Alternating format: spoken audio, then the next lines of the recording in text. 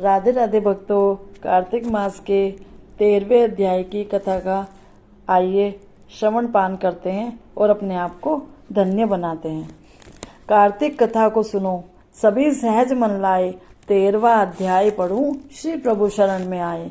कृष्णाय वासुदेवाय हरिये परमात्मने, प्रणतः क्लेश नाशाय गोविंदाय नमो नमः।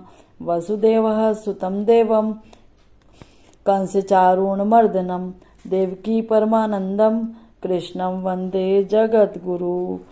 दोनों ओर से गदाओं, बाणों और शूलों आदि का भीषण प्रहार हुआ। दैत्यों के तीक्ष्ण प्रहारों से व्याकुल देवता इधर उधर भागने लगे। तब देवताओं को इस प्रकार भयभीत हुआ देख गरुड़ पर चढ़े भगवान युद्ध में आगे बढ़े और उन्होंने अपना सारंग नामक धनुष उठाकर बड़े जोर की टंकार की। त्रिलोकी शाब्दित हो गई। पल मात्र में भगवान ने हजारों दैत्यों के सिरों को काट गिराया। फिर तो विष्णु और जलंधर का महासंग्राम हुआ। बाणों से आकाश भर गया। लोग आश्चर्य करने लगे। भगवान विष्णु ने बाणों के वेग से उस दैत्य की ध्वजा, छत्र, धनुष, बाण काट डाले। इससे व्यथित हो उसने अपनी गदा उठाकर गरुड़ के मस्तक पर दे मारी। साथ ही क्रोध से उस दैत्य ने विष्णु जी की छाती में भी एक तीक्ष्ण बाण मारा। इसके उत्तर में विष्णु जी ने उसकी गदा काट दी और अपने शारंग धनुष पर बाण चढ़ाकर उसको बींधना आरंभ किया।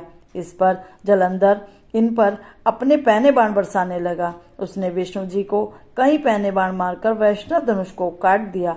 धनुष कट जाने पर भगवान ने गदा ग्रहण कर ली और शीघ्र ही जलंधर को खींचकर मारी, परंतु उस अग्निवत अमोघ गदा की मार से भी वह दैत्य कुछ भी चलायमान न हुआ।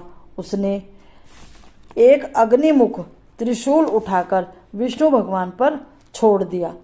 विष्णु जी ने शिव के चरणों का स्मरण कर नंदन नामक त्रिशूल से उसके त्रिशूल को छेद दिया। जलंधर ने झपट कर विष्णु जी की छाती पर एक जोर का मुष्टिक मारा, मतलब मुक्का मारा।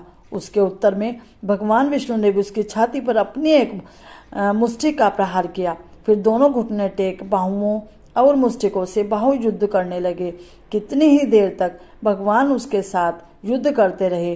तब सर्वश्रेष्ठ मायावी भगवान उस दैत्यराज से मेघवाणी में बोले, रे रण दुर्मद दैत्य श्रेष्ठ, तू धन्य है जो इस महायुद्ध में इन बड़े बड़े आयुधों से भी भयभीत न हुआ।